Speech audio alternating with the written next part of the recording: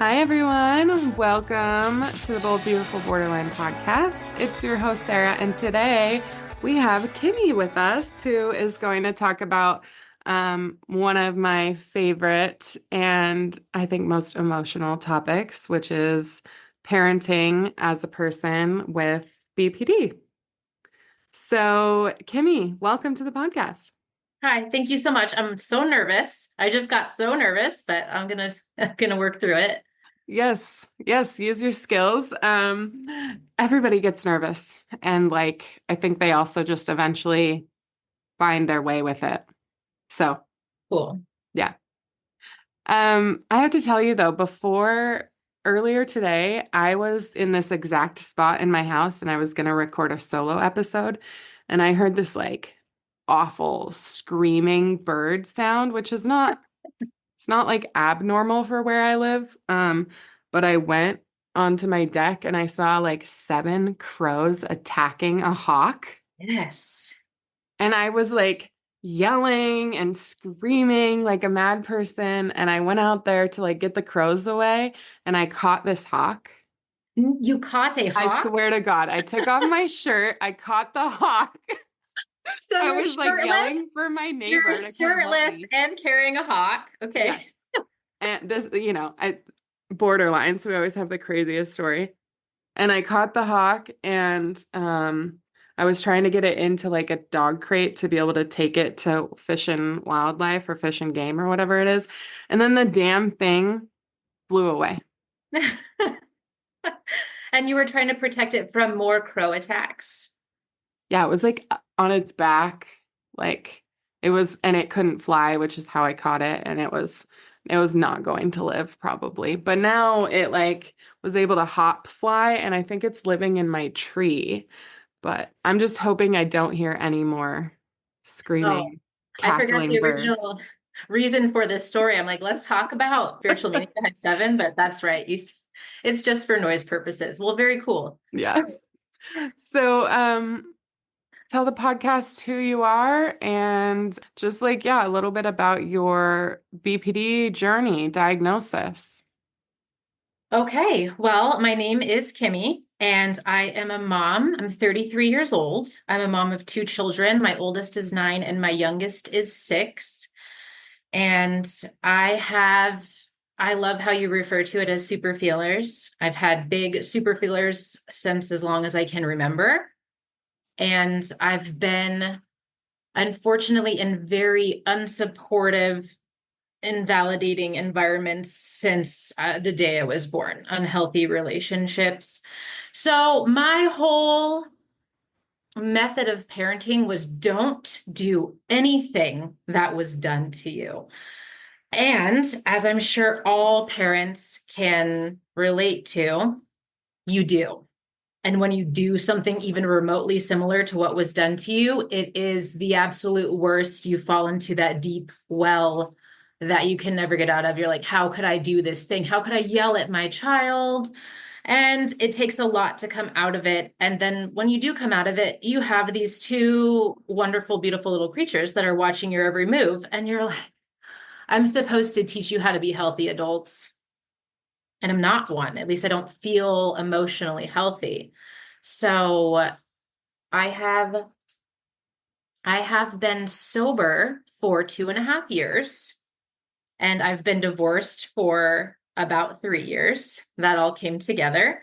And I have been working very hard on trying to heal myself as best I can to be a good role model for my children and try to demonstrate some sort of emotional self-love. That's really where I'm starting at. But I've always known that there was something about me, and I always thought that there was something wrong with me.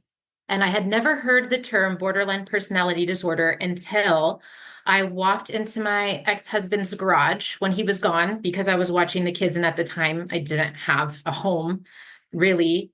So I was trying to find some books. He's like, take your stuff. And I found this book that said, Walking on Eggshells, Living with a Borderline. And it hit me like a train. Quite literally, it because, it takes two to tango in any sort of toxic, trauma bonded alcoholic relationship.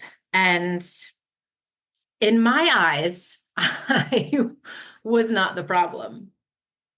And to find out that my traumatic experience was mirrored by the other party was devastating.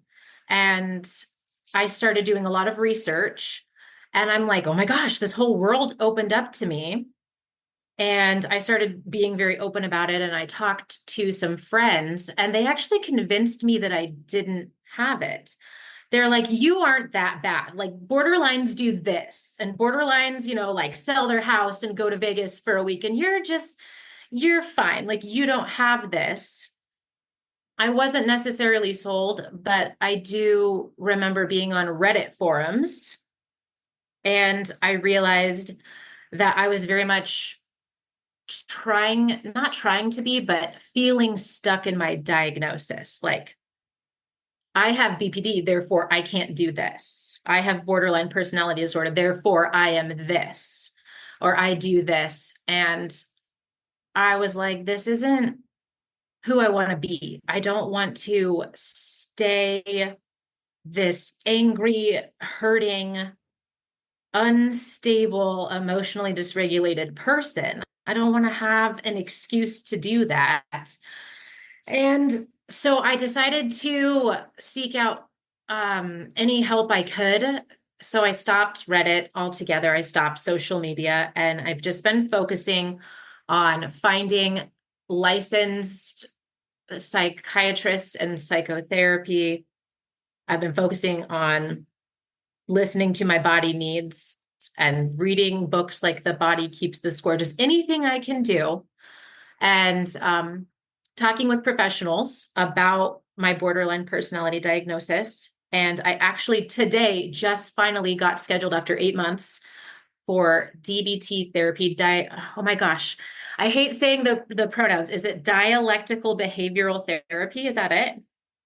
Okay. To find those tools and skills to help me deal with like emotional regulation. And that took me so long because I also have PMDD, which is premenstrual dysphoric disorder, which I am at the fucking mercy of the moon and my hormones. So that's a fun one to deal with. Like, sometimes I can drop a cup of water and be like, oh, silly me. And sometimes I drop it. I'm like, I'm the worst person in the world and I want to die. So it's really hard navigating this. I have on my calendar marked like the 25th of each month is my freak out day, where like, don't talk to me because I will absolutely go off the deep end. I need to be alone in a dark room. And then ADHD, and I am suspecting OCD, but I haven't done enough research on it. And right now I'm just trying to find all the care I can get. So dealing with all of these, along with parenting and having these children have these intense emotions constantly, has been really challenging and very rewarding and absolutely terrifying. And I always feel like I'm doing it wrong, and it's impossible at best. So thank you. Thank you for that space. Yeah, of course. I hate when people say, no, you don't have borderline. Borderlines do this. I had a client say that the other day in therapy. Like, they were talking about a friend of theirs or ex-friend of theirs, and they were like, yeah, they're borderline. Like, I can't help them with that. They're too far gone. And I just chuckle inside because I'm like, you're sitting across from a borderline, in air quotes, and you don't know it because you have no idea what this can look like. Um, and in fact, people with borderline are often some of the highest functioning because we are very good at compartmentalizing our lives. So, like, often people with borderline are like CEOs of companies, you know, Hmm. or like strive very high in their education because shame is one of the greatest motivators, you know. Interpersonally, we're not always the most successful, as you know, but I'm bummed that that is how your friends responded because I'm sure that that was really invalidating at the time. And I also get that that's the way they've been programmed to think. The funny thing I was thinking though is they were like, oh, you don't sell your house and move to Las Vegas. And it's like, well, you're 33 with a 9-year-old. If you were 33 without a 9-year-old, who knows what you would be doing. But like for the last 10 years, you've been programmed to be a mom. I did go off, I like to say go off the deep end a little bit because in my marriage, which my mom had 7 of them. So when I got married, I was like, this is it. I'm going to stay. So I did absolutely everything in my power. I changed everything I could about myself. It was, you need to suppress any emotion that isn't pure happiness because I can't handle anything else. So anyone, even a normal human being, not a normal human being, someone who has normal emotional regulation would struggle with that. But me as a borderline, it was what led me to suppress in any way I could. And I was on and off all of these different SSRIs to try to make myself acceptable for this person. And so eventually and it's funny because I lived in the Washington state and I remember just seeing 17 hawks fly overhead and then this horde of crows. And I'm like, I'm going to die if I Okay, stay. wait, weird. Yeah, what? My crow and my hawk story at the beginning of this. Right. They're very That's symbolic. weird. Yes. Okay, keep going. That's weird though. Keep Well, going.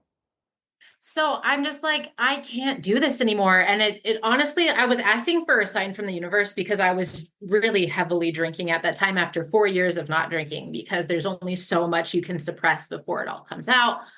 And then we ended up moving one more time after 5 cross country moves by myself because my spouse was in the military and I had babies attached to me selling and buying houses. And I'm just like, I can't do this anymore. And I had tried so long to have this person hear me and they wouldn't. And I had no choice but to leave in a drastic way because otherwise I wouldn't have had the balls to do it because I had tried and they're very, like with a trauma bond, they're like, you can't do this. I'll change. And then they'll change for like 5 minutes and then you'll just be back. So I'm like, I'm either going to leave this marriage, and I did it in a very horrible way, or I'm going to die. And my children did suffer. My daughter was 2.5 and had to start school. And I kind of went away for 2 months before I started to slowly get my shit a little bit together. And I've been, building from that really big choice for 3.5 years. But it was absolutely necessary. And it's been a struggle because I think that, especially as a borderline, I replay everything I've ever done and try to convince myself, especially in moments of happiness and moments of peace and stability, that I don't deserve it. And that's one of the things I struggle with most. Yeah, having gone away for 2 months, my guess is was a much better decision than staying during that period would have been for your children and their exposure to whatever was happening. But we can talk about that. I just wanted to say, I think you're one of the few people I've heard lately talk about like I replay everything I've ever done.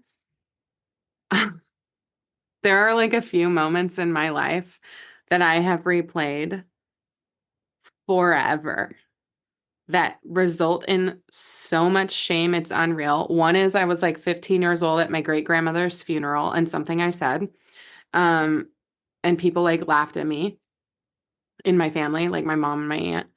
I have replayed that event thousands of times. I'll be like laying in bed at night and I'll think about it, or I'll be like, just like driving and I'll think about it and I could vomit in shame. I'm just like, I fucking hate that version of me so much.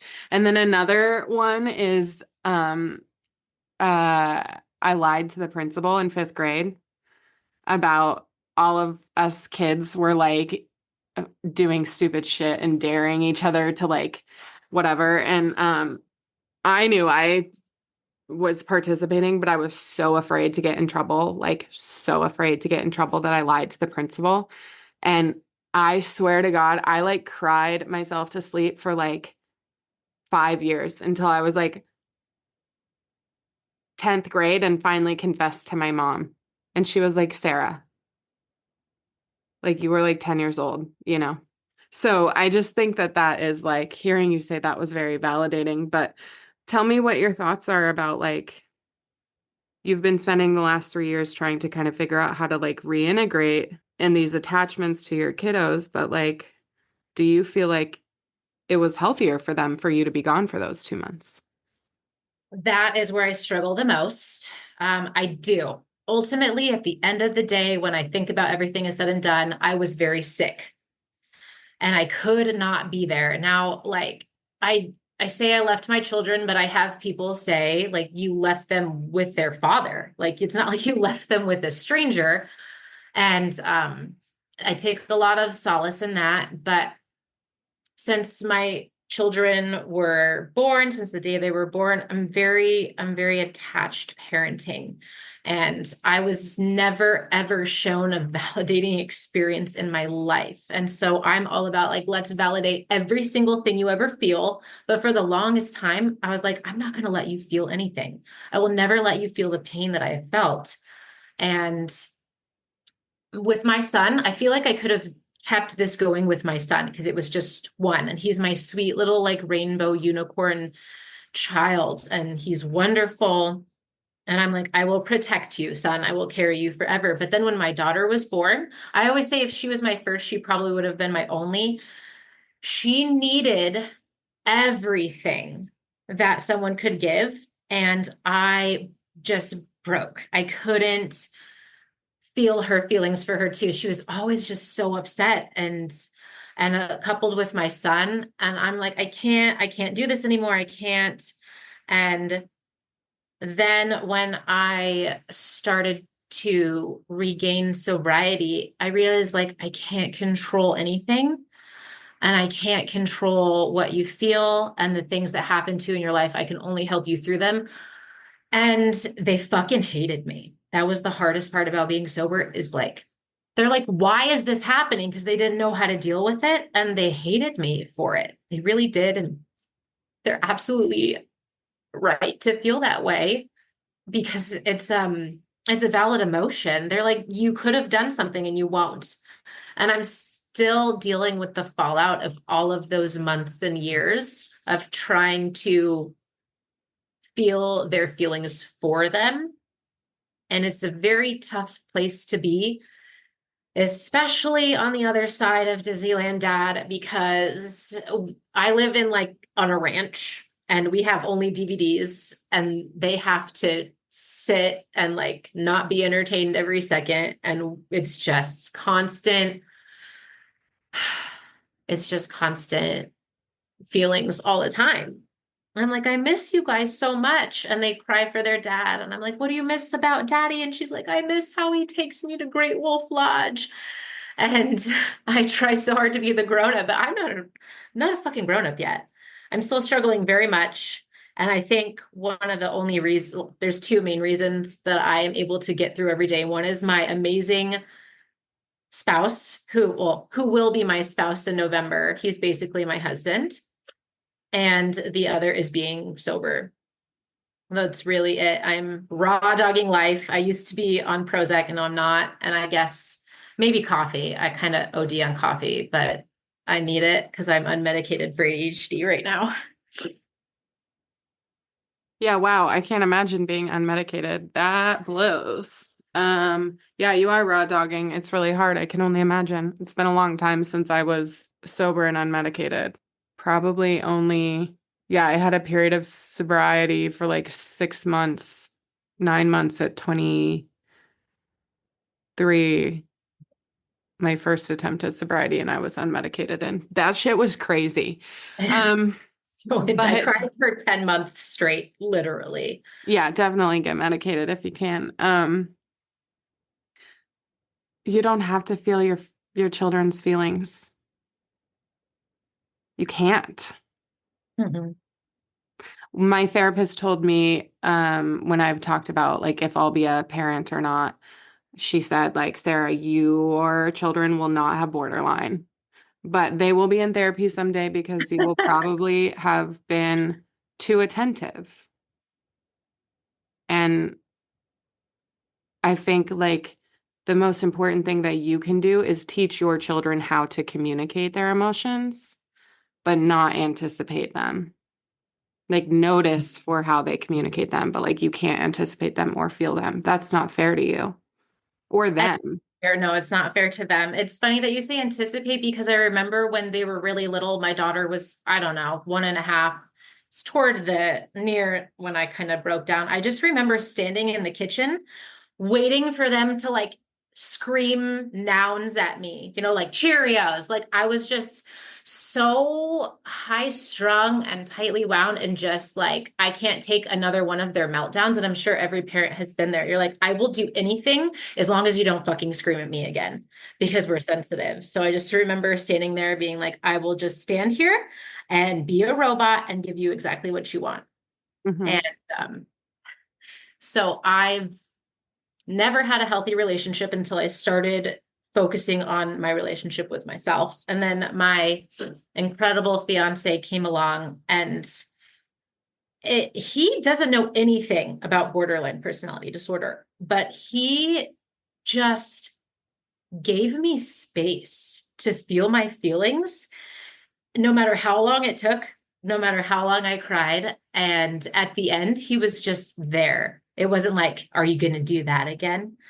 And it was this really beautiful thing that I had never experienced before. So, having had it be shown to me, I'm slowly integrating it into my children, and they respond so beautifully to it.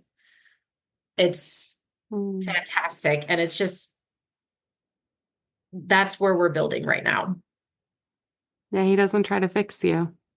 No, no, he does not. And I even like with my first husband, it was just, you need to get on medication. I can't handle it. You need to try this or try this or try this. And I remember asking him, like, would you like me to try to get on some medication? He's like, I like you the way you are. And it was really cool. So I think I told him, I'm like, I would like to try to get on ADHD medication for me, which is even more beautiful because I'm doing this not to appease someone, not to make someone else's experience with me easier, but to make my experience with life more peaceful. Hmm. Yeah, because everything else will come from there, right?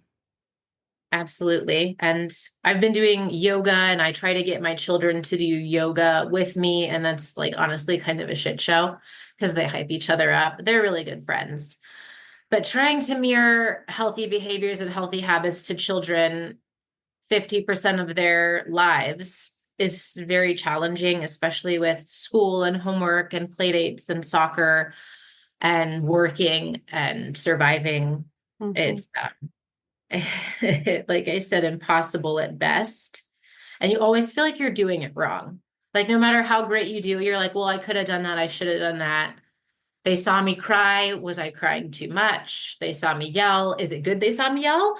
Like, so they know I have limits, or was I being irrational? And it's just this constant, like, oh my God, shut up inside of my head, really. Hmm. Well, and it's that transition period too, right? Of like the first day or two, they're transitioning and then they settle in and then they leave. And so that period being very probably hard for them, disruptive to you until they like settle back in and then they go back to dad's. And so like I think that's really hard for um kids even in the most equal like households in terms of like patterns of behavior and parenting and socioeconomics and all of those things. But then, like, that's super disruptive for you. Because I know if anything changes for me in my life, I'm just like, oh my fucking God, like, like stupid shit. Like, right now, we like bought our dog a different type of dog food and she doesn't want to eat it. And it's super dysregulating to me that she won't eat it. And then the other dog stands and wants to try to eat it. And then they like bicker for a second. And I'm just thinking, you guys are fucking idiots. Like, so small things. But you've got this big thing in your life that's like constantly happening. And it's constantly evolving, which is great, but also just terrifying and scary. And I always wonder, like, if I have damaged my children. And I think I saw this meme that's like two people that say we're never gonna fuck you up like our parents fucked you up, and then their child is like a whole new different version of fucked up. And that's just the way it's gonna be. Like, I'm sorry, kiddo. Yes, you're probably going to be in therapy. And just for the record, my dog also won't eat her food. And I've been through like four different kinds. So I just mix some wet food with it. And then she hasn't had a problem. But it's very I know. frustrating. It's That's where I'm at. I'm like, God damn it. I'm gonna have to either like bring chicken into my household, which I don't do, and cook it, and I hate the smell, and give it to her, or wet food, which is then like, I don't want to deal with diarrhea or anything like that. So, anyways, I don't know about the fucking up our kids. Like the world is gonna fuck them up too. I think it's like how you teach your children to regulate, how you model regulation for them is so much more important than what you do now, because their core attachment years are over. I know, and nobody ever says this, but it's like, are you 9 and 6? yes. Okay, yeah. So your core attachment years are like done. Focus on teaching them those like strong regulation tools instead of like this hyper pressure to like make it perfect for them. I know it's never going to be perfect. And I really like, I feel like everyone will say this, especially as borderlines, like we try so hard. We really do. And I had no idea until I started immersing myself in borderline personality disorder podcasts that people thought that we are monsters. I had no idea that there was even a stigma against it. I was like, oh, people think people with borderline are, what's the word, erratic or something like that. I had no idea that I literally read that they think that we aren't capable of love, which was shocking to me on multiple levels, but mostly because I know that we are the most empathetic people in the entire world, so much so that um, it's a hindrance socially.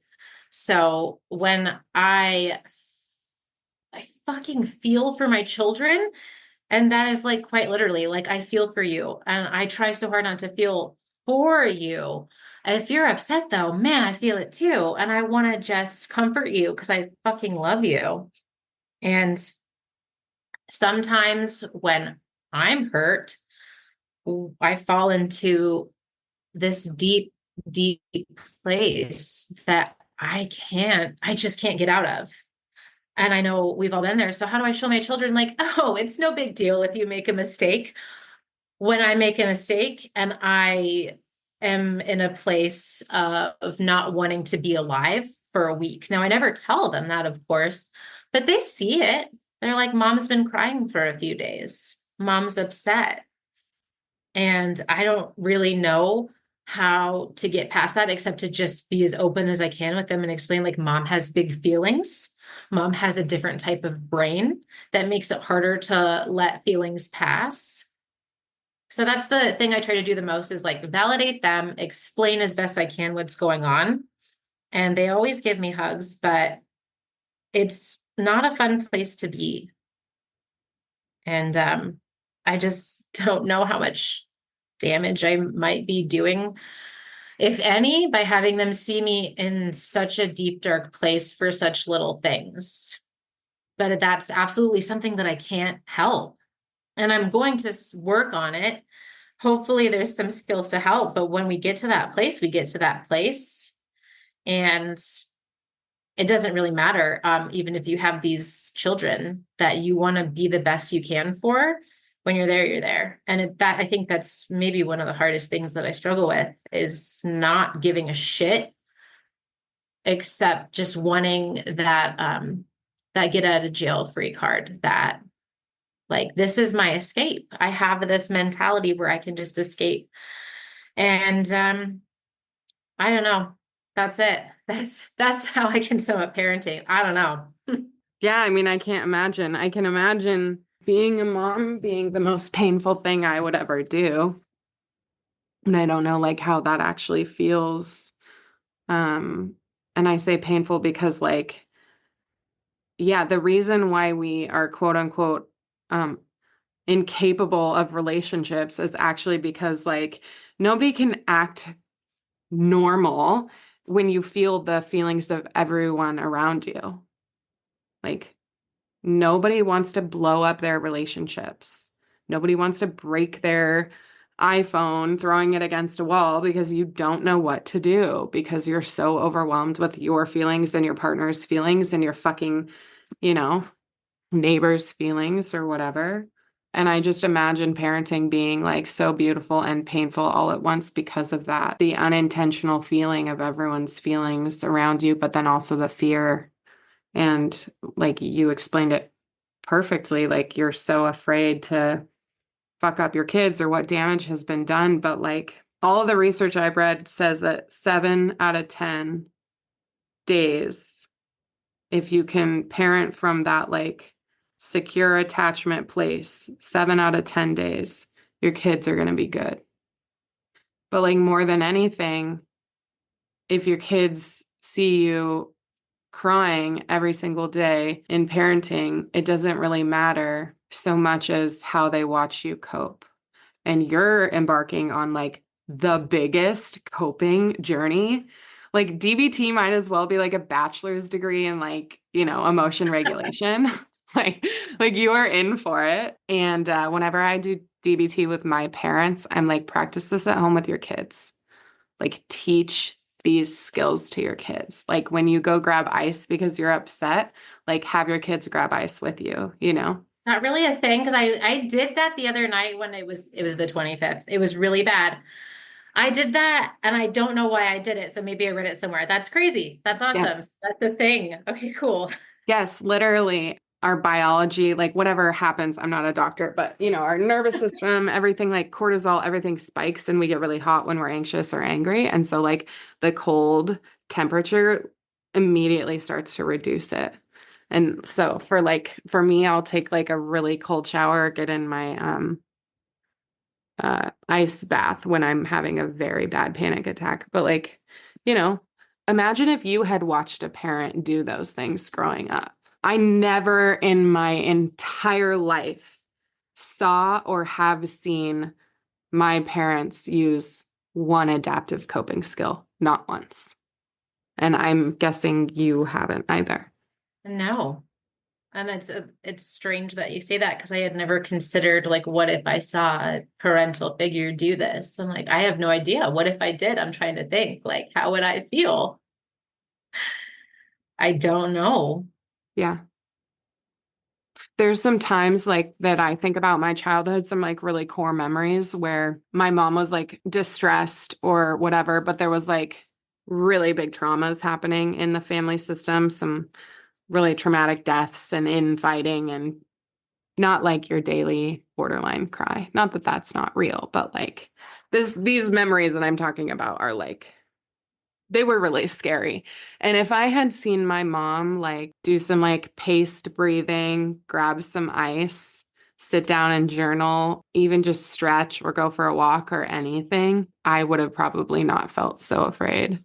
That's so absolutely beautiful. And I don't think it was the point of this podcast at all to like validate me or make me feel better, but that's absolutely validating and it makes me feel so much better. And I read a lot of self-help books. I would just read Adult Children of Emotionally Immature Parents by Gibson. I have the next one, but I read it on my phone and it said, what do you wish your parent would have modeled? And I think I remember writing in that question, like, I wish my mom would have just like chilled out, just taken a break, just sought some sort of peace.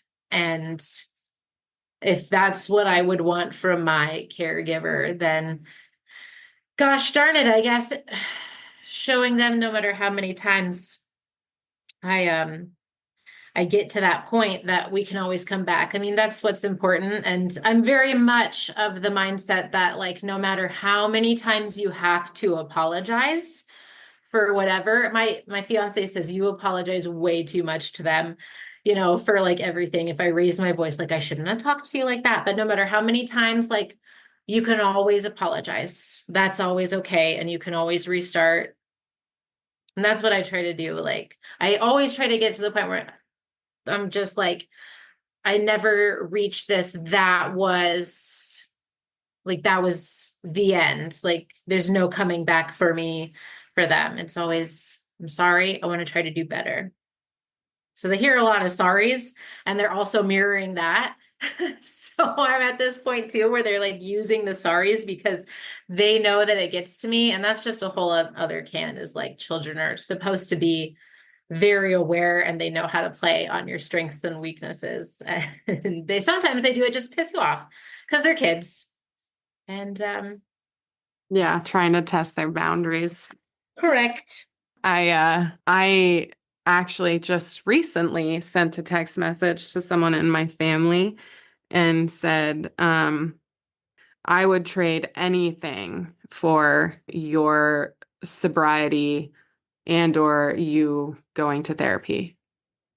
And there's a person in my life that's done some pretty mean things who has not once in my entire life said, I'm sorry, nor acknowledged the like mean things that have happened in the last 2 years. And I can't imagine how different my life would be if they had said like they were sorry for some things that they needed to and need to say sorry for, So I think you're on a good path, dude. I will have to follow up with you if I ever have a baby because I will probably be a fucking disaster of a human and terrified. And yeah, keep doing it. Thank you. Well, if you're terrified, I think you might be doing it right then. Thank you. Yes, absolutely. You have helped along my journey too, you and your podcast, and just all the people that you interview. It's so nice to have you like in my ear because I do a manual labor job. So you're always with me most days, which is fucking cool. And like to see you in person and just to know I'm not alone. There's so many people of so many different walks of life. So I appreciate all the time you put into this Yeah. because you help me every single day. So thank you very much. Yeah. I'm excited for your upcoming nuptials. Do you guys have are you going to do a wedding or just like an elopement? We're going to do a wedding and it's going to be at this beautiful outdoor park gazebo. And there's going to be people and food and dessert. And I'm freaking excited because I love this guy so much. And I'm very much looking forward to it. Mm, I that's know. awesome. I'm so excited. All right, my friend, what is one thing you want people to know about BPD before we say goodbye? I would like people to know that you do not deserve the pain that you feel. I think that's what I would like everyone to know. Yeah, I feel that one too. I think I needed that. Thank you. Hello, listeners. Thank you for tuning in to the Bold, Beautiful Borderline podcast. I hope you enjoyed today's episode. If you liked what you heard, don't forget to subscribe, rate, and leave a review on Apple Podcasts, Spotify, or wherever you get your content. That's super helpful for me in finding additional folks who want to listen to the show, want to feel seen, family members, partners who want to understand. You can also follow along at Bold Beautiful Borderline or at Sarah's Wellness Way on Instagram. For the blog and a more extensive list of resources, go to boldbeautifulborderline.com. There you can also request to be a guest on the show, or you can do my favorite thing and leave a voicemail to be played at one of our future episodes. All of this information can be seen below in the show notes. If you'd like to support the show and get exclusive perks, consider becoming a Patreon member. Your support helps me with creating content to destigmatize BPD and all the other wild mental health struggles that I discuss on this podcast. As always, thank you so much for guests and listeners alike. I love you. Until next time, keep living and seeking joy. Information in this podcast is not medical advice, but rather experience from individuals living with mental illnesses. If you want to try a treatment that you heard about, please consult your treatment team. The music in this podcast was created by a longtime friend of mine, Corey Evans from the Evergreen Band. You can find him on Instagram at @the_Evergreen Band. Cover art was created by my husband, Talon Abbott. Their information is in the show notes. There is no producer for this show. It's all me.